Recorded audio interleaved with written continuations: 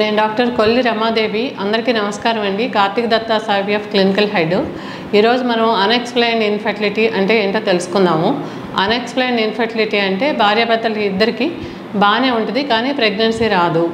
ఇప్పుడు సాధారణంగా పెళ్ళైన ఆరోగ్యవంతమైన దంపతులకి పెళ్ళైన తర్వాత ఇద్దరు కలిసి ఉంటా ఉంటే పెళ్ళైన సంవత్సరం లోపు 80% మందికి ప్రెగ్నెన్సీ వస్తుందన్నమాట. ఇంకొక 20% కపుల్స్కి సంవత్సరాల లోపు ప్రెగ్నెన్సీ వస్తుంది. కొంతమందికి రాదు. ఎందుకు ఆఫ్టర్ 2 years తర్వాత కూడా ప్రెగ్నెన్సీ రాదనమాట. వీళ్ళని కనుక మనం పరీక్షలు చేసి చూస్తే కొంతమందిలో ఎగ్ అనేది బాగానే డెవలప్ అవుతూ ఉంటుంది. స్కాన్ చేసి చూస్తే ఎగ్ డెవలప్మెంట్ బాగానే ఉంటుంది. హెచ్ఎస్ గ్రాము ట్యూబుల్ పరీక్ష బాగానే ఉంటాయి. సెమెన్ పారామీటర్స్ బాగానే ఉంటాయి, కానీ ప్రెగ్నెన్సీ రాదు. అటువంటి దాన్ని మనం అన్ఎక్స్ప్లెయిన్డ్ ఇన్ఫెర్టిలిటీ అంటాం అనమాట.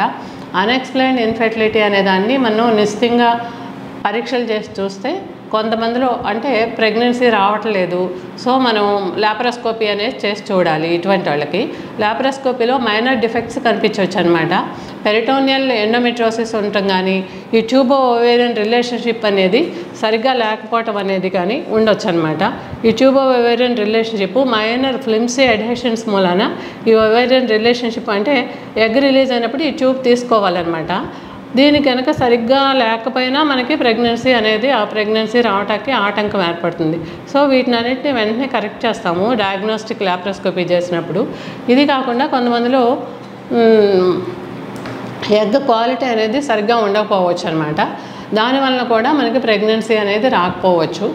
తర్వాత స్కానింగ్లో కనిపించని కొన్ని ఎండోమెట్రియల్లో డిఫెక్ట్స్ ఉండొచ్చు అనమాట. చిన్న చిన్న గ్రోత్స్ అనేది మన స్కాన్లో కనిపించవు. సో వాటిని హిస్ట్రోస్కోపీ ద్వారా ట్రై చూస్తే ఏమన్నా మైనర్ డిఫెక్ట్స్ ఉంటే సరిచేయచ్చు. తర్వాత కొంతమందికి స్పర్మ్స్ అనేది నార్మల్గా ఉన్న నార్మోజూస్పర్మియా అంటారనమాట. నార్మల్గా ఉన్నటిని అన్నీ బాగున్నా కానీ ఒక నార్మోజూస్పర్మియాలో కూడా 15% మందికి డిఎన్ఏ ఫ్రాగ్మెంటేషన్ అనేది ఉంటుందన్నమాట. డిఎన్ఏ ఫ్రాగ్మెంటేషన్ అంటే స్పర్మ్ డిఎన్ఏలో బ్రేక్స్ ఉంటాయి. వీటి వల్ల కూడా ప్రెగ్నెన్సీ రాదు.